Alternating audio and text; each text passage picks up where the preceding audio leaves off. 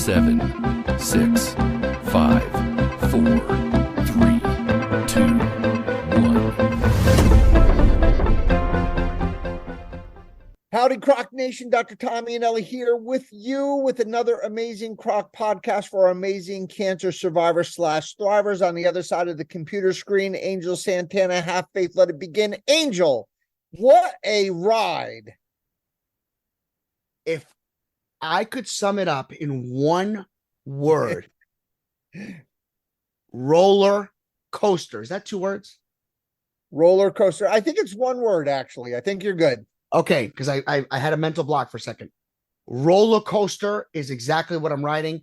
But you want to know something, Dr. E? There's nothing better. There's nothing more sacred. There's nothing more purifying and inspiring than taking a moment to record another episode with you and the CROC Nation. You know, I have to tell you, Angel, I agree. It's been a rough couple of weeks on both sides of the glass. I mean, I know the kids are sick, Coxsackie virus, working and being mandated for extra hours and, you know, the personal stuff in my life. So it's been craziness. But you know what? For 30 minutes a week, we could sit here in our little man caves, in our little recording studios, and we could feel that we're making a difference in people's lives, that we could actually throw a life preserver to our amazing survivors out there. We really have to put them above our needs, and that's what we're here for. Absolutely. And what better way to do it than to kick things off with another episode? Again, huge apologies for both of us not really getting ourselves back into the swing. But you know what's great? We're honest. We're not trying to sugarcoat anything. We're human. Life happens, and it can happen to anyone. Absolutely, not a doubt. And then trust and transparency with our survivors is utmost in both of our minds, and we will never we'll never fake it. We're always going to tell you what's going on, what's real, and that's what you deserve. So without further ado, and enough apologies, I'd like to continue our little module on listening. Just to a little recap, last week we started the listening to our patients, to our survivors' family members, which was inspired by a wonderful woman whose husband was very sick with metastatic cancer. And, they came into the office and had a less than, satisfactory visit where really nothing was done. And despite pleading and trying to get across the observations that the wife had over the husband, which obviously she spends every minute of every day with him, wasn't getting through until finally the light clicked and we turned things around because of her, and it inspired this module. So today we're going to take another step in the healing direction of listening. This time, why our doctors don't listen to their nurses. And I'm going to use the nursing staff as a sort of as a symbol. It could be not just the nurses, but it's mainly the nurses, but could also be our physical therapists, our occupational therapists, our respiratory therapists, all the ancillary care people that take care of our beloved patients and our beloved survivors. So we're going to start with just a bit of a history. And I even wrote in our little synopsis that since the inception of time, right, since time immemorial, since there have been doctors or healers, and then there have been nurses that have carried out these orders, there really hasn't been that type of relationship where there's such a hierarchy, where there's such a stratification, of job descriptions, where you have the leader and you have the subordinate.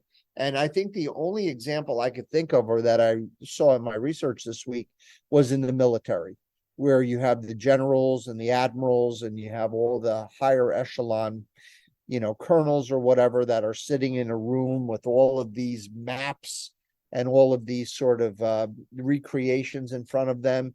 And then out in the field, there are the soldiers, the frontline, fighters, the soldiers that are getting killed and taking the bullets and putting themselves in harm's way.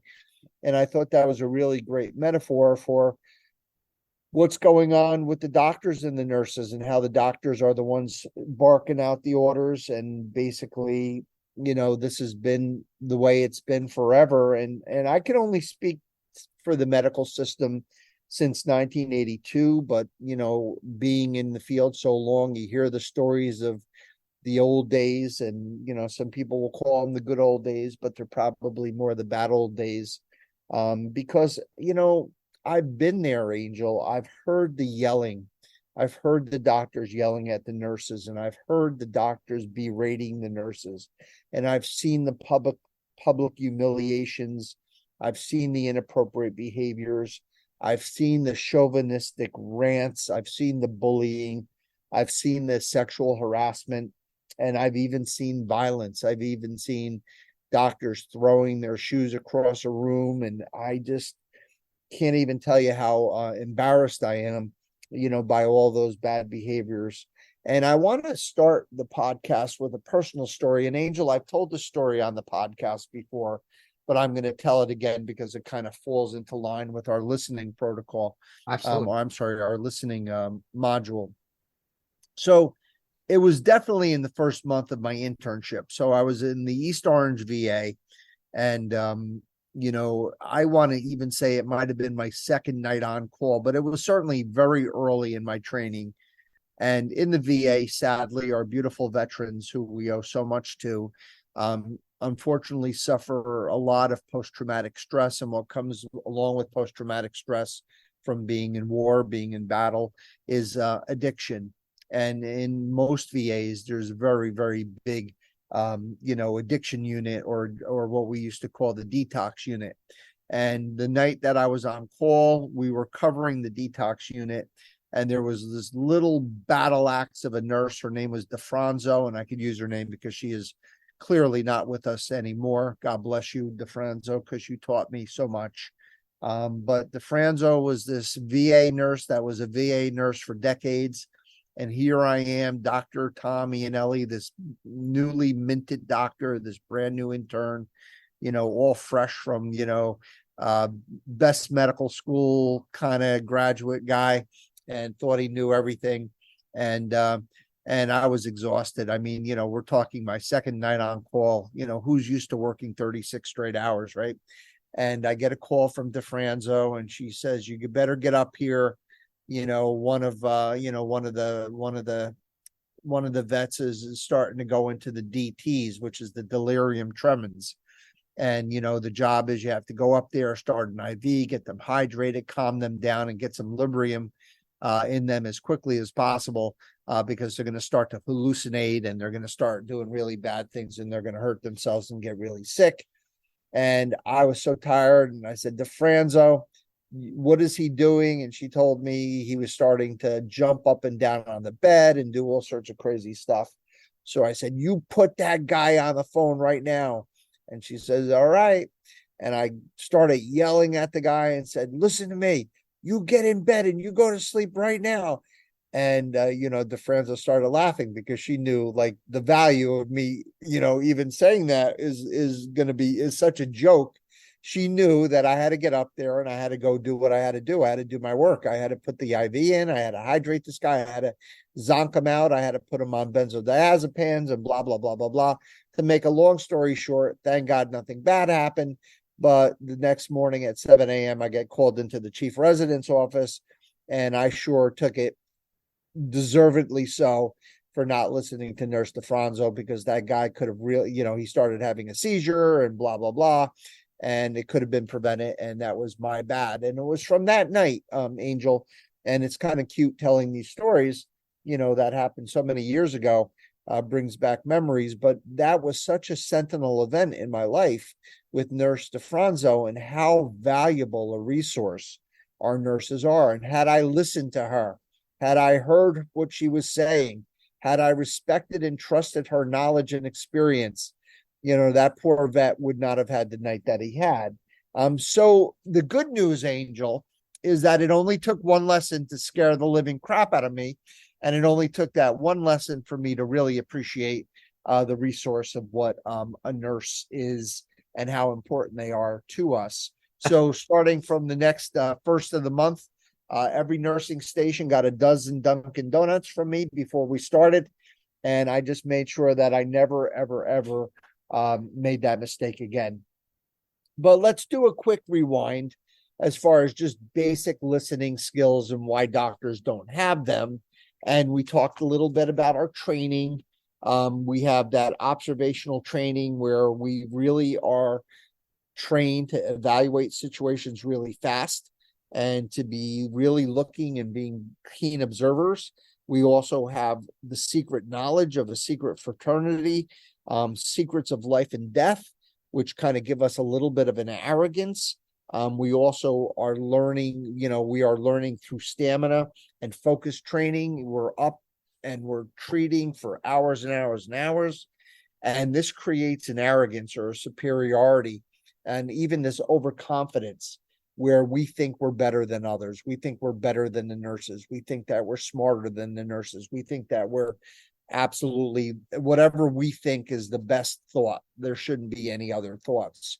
There's also the time constraints. We're, basically constantly seeing and putting out fires, and there's just not enough time in the day for us to be able to see everything. And we have a bunch of preconceived ideas. Because of this arrogance, we think that our answers are the only answer. And we get in this bad habit that leads into, shutting off potentially valuable insights and possibilities from other observers, such as our family members or our nursing staff. And we think like we're a Polaroid camera, just little small snapshots of where the patient is at that particular moment that we see them. And what we don't realize is that we're only there for a few minutes. And guess what? Our nurses are there all day, every day, 24/7.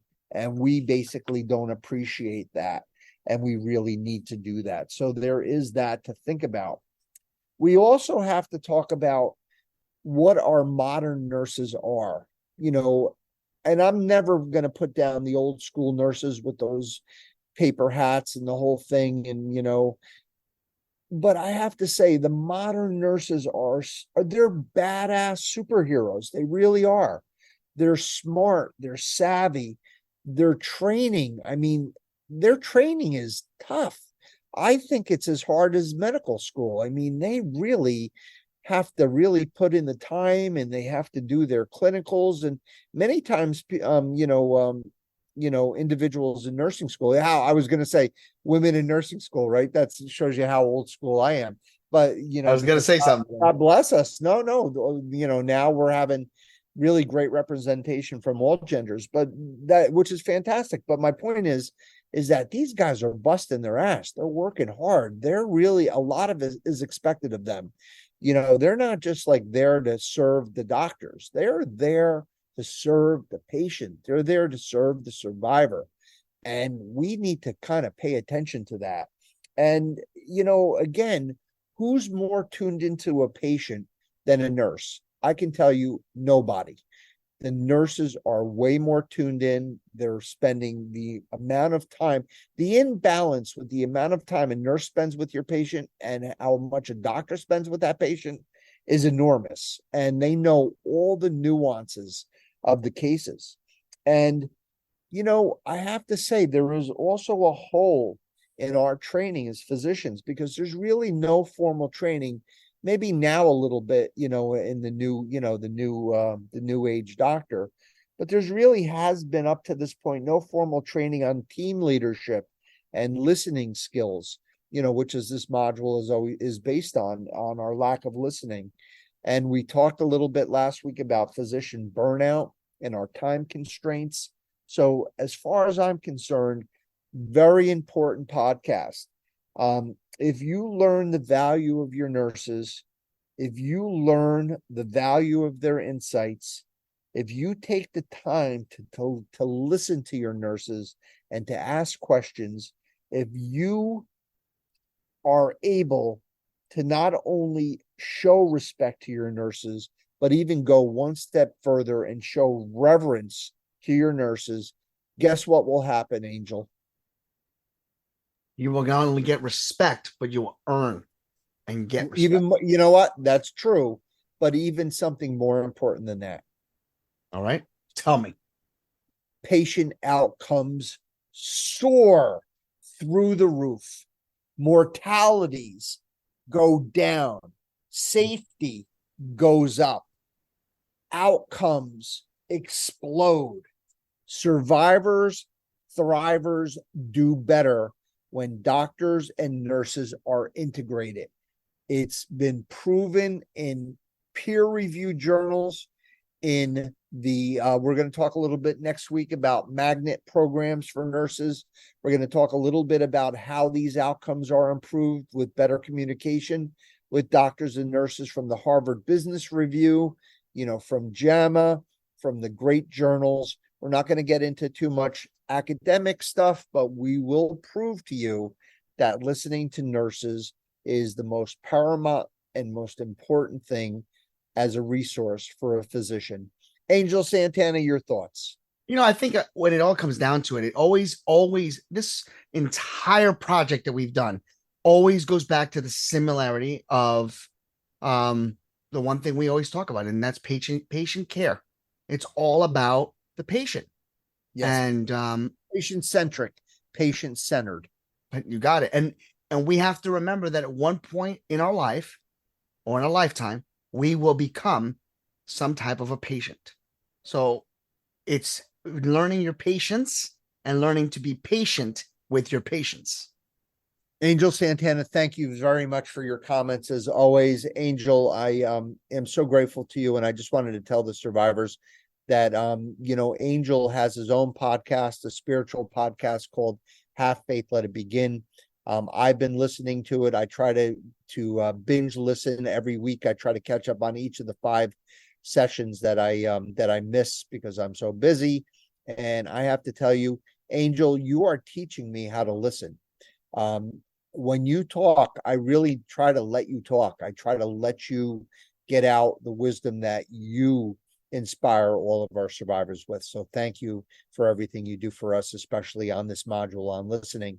Rod Freeman, where you been, man? We need to go out and dine. We need to go out and talk. We need to go out and strategize how we can make this podcast even better and reach more people. Board of directors, we are due for our Christmas dinner soon. Angel helped me put that together so we could again get everyone's input. And such a resource. Talk about listening to our board. Such accomplished people, such wonderful people, such caring people, such smart people, giving up their time for our cancer survivors / thrivers. Michael John Benzea, Charlotte Larson, for believing in us and for all your support. And of course, this is all about you guys. It's about our cancer survivor thrivers. As Angel said so beautifully, it's all about you. It's all about your care, your patient care. It's about your journey through your survivorship. It's about your diagnosis. It's about your treatment. It's about your post-treatment. It's about your long-term outcomes. It's about your survival. It's about your side effects. It's all about you guys. And it all starts with listening to you as a patient, which will be an upcoming episode, listening to your family members, listening to the medical staff taking care of you, and being the best doctors and nurses that we can be.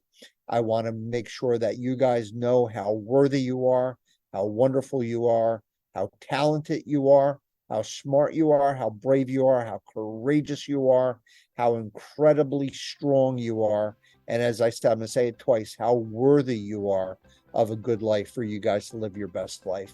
So on behalf of Angel and the entire board of directors, we end this podcast as we end each podcast, wishing you all a long, healthy, happy, and cancer-free life. God bless you. God be with you. Peace.